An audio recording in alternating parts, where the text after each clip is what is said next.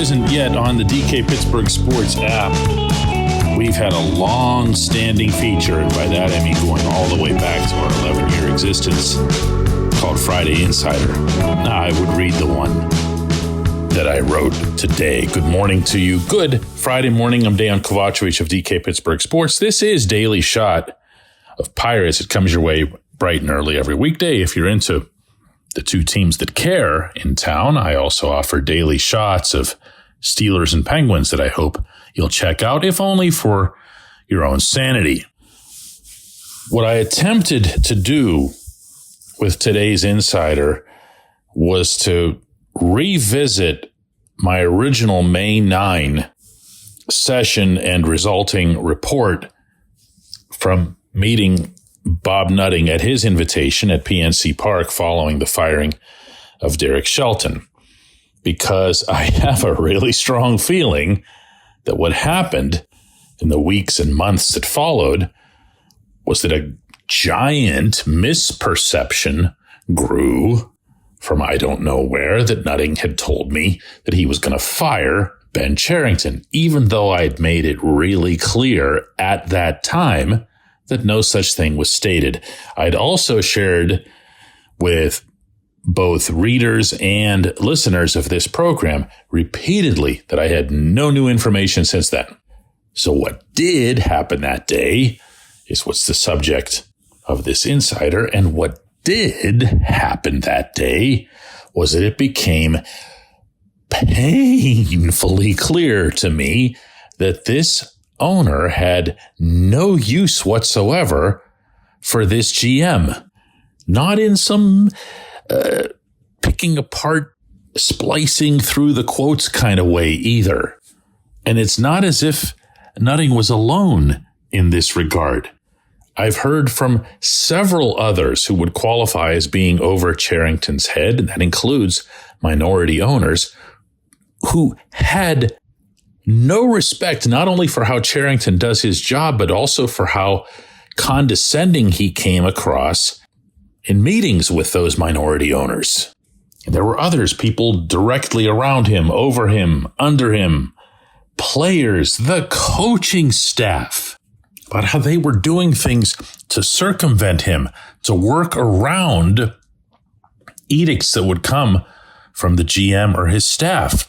So you take all of these things, you put a special emphasis on the ones that come from the very top, and you'd better believe I felt very, very comfortable describing Cherington as dead man walking.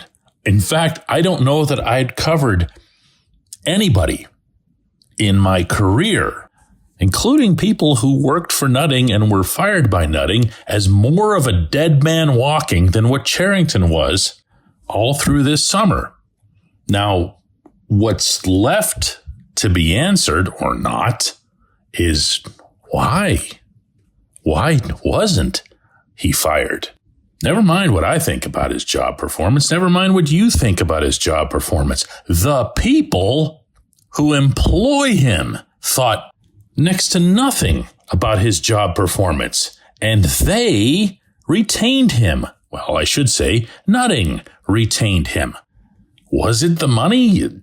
2 years of a contract? I'm sorry, that's not something that's all that big a deal. Nutting ate the $17.2 million to fire 4 people in 2019. Does he find a way to get it back? Can he find a way to get it back? Sure. Take it out of payroll or whatever. 2 years of a GM contract isn't all that significant a thing to eat. Does it have something to do maybe with the collective bargaining agreement expiring after next season and thinking that the Pirates should really have their clean, fresh start in the event that a salary cap system is put in? I mean, that seems like a lot of layers to looking through into the future. Is it possible that Nutting was swayed by Connor Griffin's rise? I wouldn't think so, because Griffin was showing some pretty good signs even back in early May, but who knows? I'm probably going too far here in assigning any sort of baseball rationale to this, because it's not what they're about. It's not their top priority. It's not his top priority. It's not Nutting's top priority. The business is. The business is always the top priority, as well as within that, all of the ways in which he benefits from the business, short-term and or long-term. But when Nutting sits there with me on that day, again, back to May 9, and insists that one of the reasons that he's keeping Cherington is, quote, we have to fix this in 2025, end quote. And Cherington proceeds to mouth various versions of that same quote on his weekly radio show.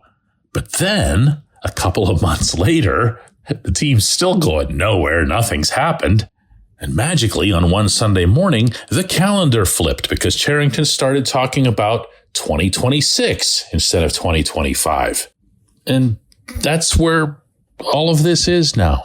That's where all of it is. So no, I can't explain that part. I'm certainly not going to pretend to explain it. But I sure as heck can, and just did, explain all over again what happened back in early May. My goodness, how do you do this? I'm talking to you. How do you do this? We have two teams in town that don't have any of this nonsense going on. They care about winning. They care about the city. They conduct themselves like Pittsburghers, like Pittsburgh companies. The Steelers and Penguins aren't perfect. They really aren't. They haven't had their own playoff success in some time. But you won't hear the worst cynic about either of those teams even come close to suggesting that they don't care. That's what you're following. You're following a franchise that doesn't care. It doesn't care about winning. It doesn't care about you. You better believe they don't care about me. When we come back, J1Q.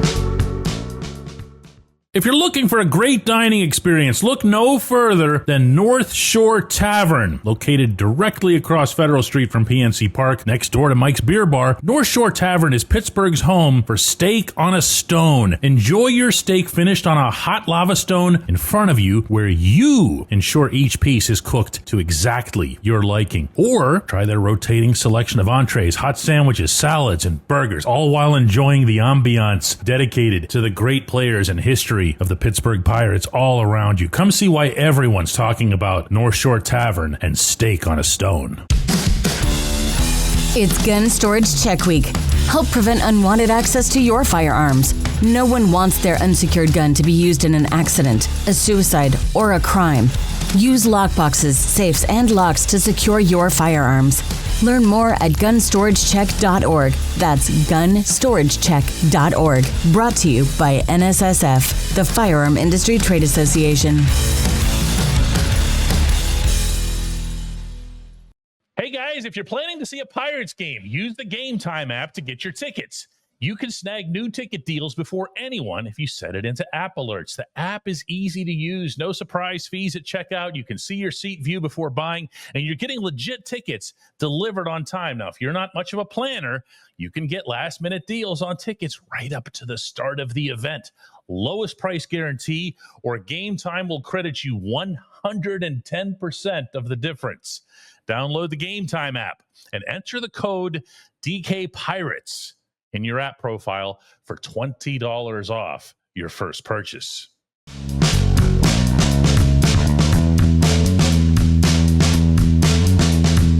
Today's J1Q comes from Nick Camuso, who says, DK, I've listened to the Daily Shots this week and audibly said, why? Probably a dozen times. Do you have any theories on what changed if Bob seemed dead set on making big changes not too long ago? Nick, the first thing I'll say in response is that when you make a change at general manager, you're making those big changes, plural. Changing the GM is changing everything, as I'm sure you know, from top to bottom in the organization. Everything gets studied, everything gets picked apart. And in the case of something that's failed as spectacularly as the Pirates have over these past 6 years, it's going to be more that goes out than what stays. Here is as close as I'll come to offering a theory, as you put it. And it's based, at least in part, on what I was told that day by Nutting himself. His stated concern that day about a change at GM was that if he made that change, he was going to need to bring in, obviously, somebody new. And in his mind, I don't happen to agree with this, but in his mind, the new GM, whoever it is, was going to want to come in and just start all over. And as we spoke that day, he had just emerged from a one-on-one meeting with Paul Skeens. Now, there was nothing unusual about that. I reported this at the time as well. He's going to the franchise's most important player and talking about the change that had just been made at manager. But Nutting was of the mind, and again, said so, that with Skeens in-house, with Skeens right here in Pittsburgh, his goal, again, I'm attributing all of this to him, was to build up the Pirates around him, not in a rebuild context, but to try to improve them or bolster them right away. Again, go ahead and take all the shots. I can hear everybody as I'm saying this. I'm only relaying in this scenario, right? So if he thinks it's going to be a pain to go find a GM who's going to want to work with what's here and graft on top of that, and maybe, he didn't say this, but I'm saying it, not have much of a payroll to work with, then why would someone of quality accept that position?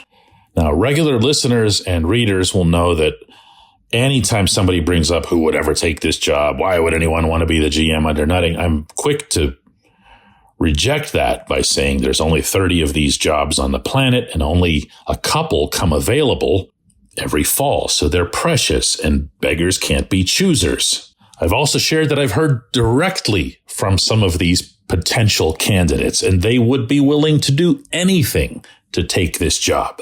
But what counts here, and what you asked about, Nick, is what was in Bob's head. What was he thinking? That absolutely was part of it. He claims to not have an appetite for a rebuild, but in the same symbolic breath, he'd be quite comfortable saying he's not about to spend $1 gazillion to make that happen. So he sees the GM that he's got. Yeah, you get it from here. So it's a theory, Nick. It's probably more of an educated theory because, as you heard, I'm backing it up with stuff that I actually heard from him, trying to put two and two together and whatever.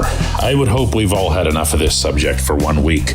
I appreciate everybody who listens to Daily Shot of Pirates, and we will be back with another one of these shows on Monday.